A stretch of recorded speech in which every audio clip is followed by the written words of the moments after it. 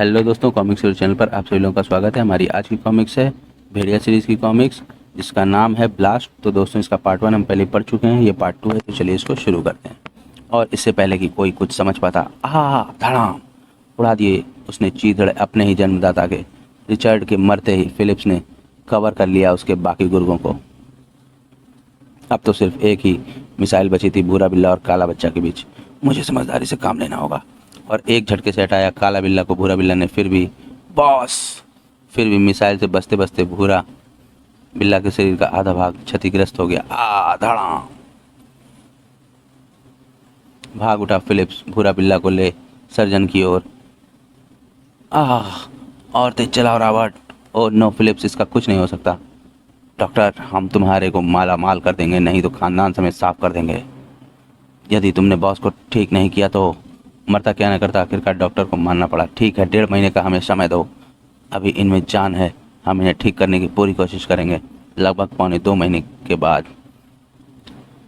देखो फिलिप्स, अपनी लाइफ का हमने यह पहला केस किया है। धन्यवाद डॉक्टर, आपके बैंक अकाउंट में आपका पैसा पहुंच गया है। और सही में डॉक्टर ने जो किया वह देखने लायक था।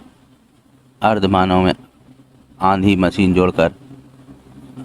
मशीन जोड़कर उसे पूरा मानव बना दिया था। ना जाने कितनी देर में भूरा बिल्ला अपने छोटे भाई की फोटो हाथ में लिए अपने अतीत की गहराइयों में तैर रहा था। तभी दरवाजे पर हुई दस्तक से उसका ध्यान टूट गया। ओह काला बच्चा, मैंने तुम्हें वहां से बचाया और तुम भारत में ही मारे गए। ठक ठक, कम इन। फिलिप्स, तुमसे भी यह उम्मीद नहीं थी कि तुम ऐसा करोगे। बॉस, आपका डिनर। ओह रख दो। Okay boss.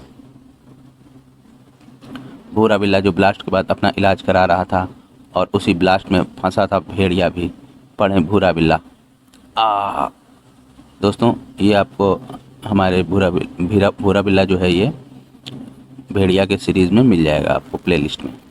जब ब्लास्ट हुआ, भेड़िया जूझ रहा था भूरा बिल्ला के क्रशर रूम में। धड़ाम दबा दिया उस आत्मघाती ब्लास्ट ने भेड़िया को वहीं पर। शायद भेड़िया की कब्र बन गया था वह क्रशर रूम। तभी क्रेन, इधर लाओ, उस साइड में। बस यहाँ ठीक है। अब उस रूम का एक हिस्सा हटा दो, लेकिन ध्यान रहे दूसरा ना गिरे, नहीं तो जरूर मर जाएगा वह। और जो दृश्य देखा वह चौंकाने वाला था। वह आवाज़ किसी और की नहीं, फिलिप्स की थी। फिलिप्स, मेरे एक बात समझ में नहीं आई कि तुम भूरा बिल्ला के पिन बुलेट से कैसे बच गए। बहुत आसान था रोजर। मैं इतने साल से भूरा बिल्ला के साथ रहा तो मुझे पता था कि वो पिन से कहाँ मारता है। ओह, तभी तुम बच गए। हाँ, जब भूरा बिल्ला ने मुझे पिन बुलेट मारी तो मैंने बुलेट प्रूफ जैकेट पहनी थी। जब गार्ड मुझे उठाकर ले जा रहे थे तो पिट पिट और उन्हें वहीं छोड़कर मैं तुम्हारे साथ हो लिया। यानी कि तुम जानते थे कि भूरा बिल्ला तुम्हें खोज निकालेगा। हाँ, इसलिए मैंने तुम्हें वहाँ घर पर फ़ोन करके बुलाया था।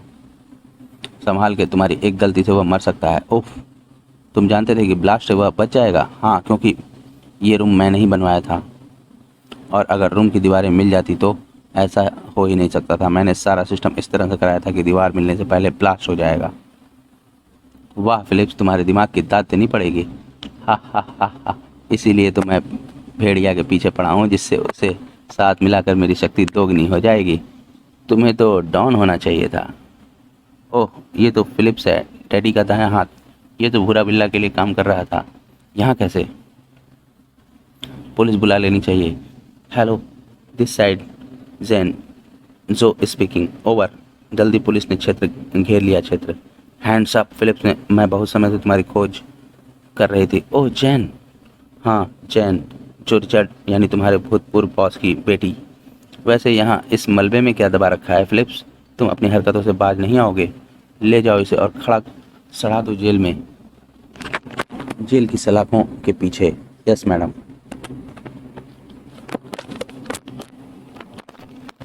पुलिस के हुक्म से क्रेन चलाने वालों ने अधूरा काम पूरा कर दिया। जैन ने जब आगे जाकर देखा तो वह हैरान सी रह गई, क्योंकि उस मलबे के नीचे दबा पड़ा था भेड़िया, और वो भी जिंदा। जल्दी इसे बाहर निकालो। ऑफिसर, एम्बुलेंस बुलाओ। पियूं पियूं, जल्दी जल्दी करो, कहीं मर ना गया हो। अब समझ आया इस भेड़िया को सड़क से बचाने वाला कौन था।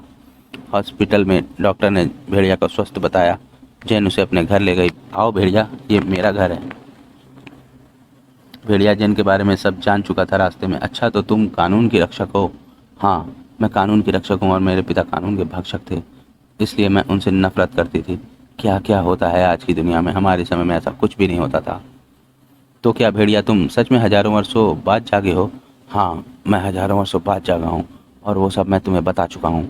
लेकिन अब मुझे अपने देश भारत वापस जाना है।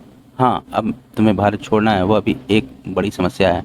तुम्हारा यह हुलिया बदलना होगा तथा पासपोर्ट वगैरह सब बनाना पड़ेगा। वो क्या होता है? हवाई यात्रा के लिए तुम्हारा परिचय पत्र। हवाई यात्रा यानी कि वायु मार्ग से जाना, क्या ऐसा हो सकता है? हाँ भेड़िया, आज हजारों वर्षों बाद ऐसा हो सकता है। बुरा बिल्ला भी तुम्हें हवाई मार्ग से लाया होगा, लेकिन उस वक्त तुम बेहोश हो गए। नए नए अजूबे जान रहा था भेड़िया जैन के साथ। अगले दिन, भेड़िया आज तुम यहीं ठहरो, मैं तुम्हारे लिए कुछ कपड़े तथा अन्य सामान इकट्ठा करती हूँ। कुछ ही देर में जैन भेड़िया के लिए ज़रूरी चीज़ें इकट्ठा कर रही थी। हाँ, यही दीजिए। शाम तक जैन कर चुकी थी एक नकली पासपोर्ट का इंतजाम। थैंक यू फिल, मेरा काम सुलझ गया। रात तक जैन घर वापस पहुंच गई थी। हेलो भेड़िया, आज तुम्हारा सारा काम हो गया, हम कल तुम्हारे देश भारत जाएंगे। धन्यवाद जैन, इस कार्य के लिए मैं तुम्हारा आभारी रहूँगा। धन्यवाद कैसा भेड़िया, इसमें मेरा भी स्वार्थ है, मैं भी भारत जैसा सुंदर देश घूमना चाहती हूँ। अच्छा भेड़िया, तुम कल यह पहनना। अगले दिन दोपहर के समय दो जानी पहचानी आकृतियाँ पेरिस एयरपोर्ट पर नजर आ रही थीं। एक तो उनमें जैन थी, दूसरा कौन है? अरे हाँ, ये तो भेड़िया है। भेड़िया, जब तक तुम भारत नहीं पहुंच जाते चुप रहना, यहाँ किसी ने देख लिया तो परेशानी हो जाएगी। ठीक है। अभी जैन यह सोच ही रही थी कि ओह हेलो जैन, मैं तो पहचाना ही नहीं, ये कहाँ जा रहे हो? और ये लंबा चौड़ा व्यक्ति कौन है? कहीं तुम्हारी? अरे नहीं, दोस्त हैं, भारत से आए हैं, छोड़ने आई हूँ। अपनी राह हो लिए मिस्टर। ओह, अगर पता चल जाता तो यहाँ पर परेशानी हो जाती। तभी अनाउंसमेंट हुई और भेड़िया तथा जैन हवाई जहाज की तरफ चल दिए। बाप रे, इतना बड़ा यान! हाँ भेड़िया, लेकिन चुप। अत्यंत सुंदर जैन, हा हा। शिश, भेड़िया शोर नहीं। हेलो जैन, यहाँ, और तुम कहाँ? इंडिया जा रही हो? ओह नो, और नहीं। हाँ जेरेट, ये कौन है तुम्हारे? न, न, न, न, नहीं नहीं, ये दोस्त हैं, इंडिया से आए हैं, वापस जा रहे हैं। हवाई जहाज उड़ा और आकाश की ऊंचाइयों को छूने लगा। अति सुंदर, बहुत अच्छा लग रहा है। हाँ लेकिन थोड़ा चुप रहो।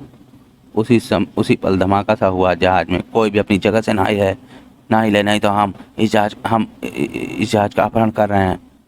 ई हड़बड़ी मच गई जहाज में। लेकिन भेड़िया को किसकी परवाह थी, और बदकिस्मती उसका अपहरणकर्ता की जो भेड़िया के पास खड़ा था। फिर तो जैन भी पीछे नहीं रहती। च्यों। और तीसरे अपहरणकर्ता को धर दबोचा जैन ने कॉकपिट में। हिलना नहीं, वरना छेद कर दूंगी तुम्हारी खोपड़ी में। उफ। फिर तो सारे जहाज के यात्री भेड़िया तथा जैन की प्रशंसा करने लगे। वाह क्या लंबाई है, तुम्हारे पति तो बहुत शक्तिशाली हैं। नहीं, ये मेरे। और फिर तो जैन मुसीबतों से जूझती जा पहुंची इंडिया। भेड़िया, आ पहुंचे हम तुम्हारे देश में। वाह, आज पहली बार मैंने अपने देश को बाहर से देखा है। फिर वहाँ से एक अन्य जहाज द्वारा वे दोनों रवाना हुए गुवाहाटी को। जूम। और फिर वहाँ से आसाम के घने जंगलों में। देखो जैन, तुम्हारे मुसीबतों भरे शहर से कितना शांत है जंगल। हाँ भेड़िया, आओ जैन, मैं तुम्हें अपने रहने की जगह दिखाऊं। चलो भेड़िया। और चल दिए दोनों किले की ओर। समाप्त। दोस्तों, आपको ये भेड़िया की ये कॉमिक्स कैसी लगी? आपके सुझाव के इंतजार में, संपादक मनीष गुप्ता। और दोस्तों, मुझे भी आपका सुझाव का इंतजार रहेगा। आप हमें कमेंट सेक्शन में बता सकते हैं और हमारे चैनल को सब्सक्राइब करना ना भूलें। मिलते हैं अगली कॉमिक्स में, तब तक के लिए धन्यवाद।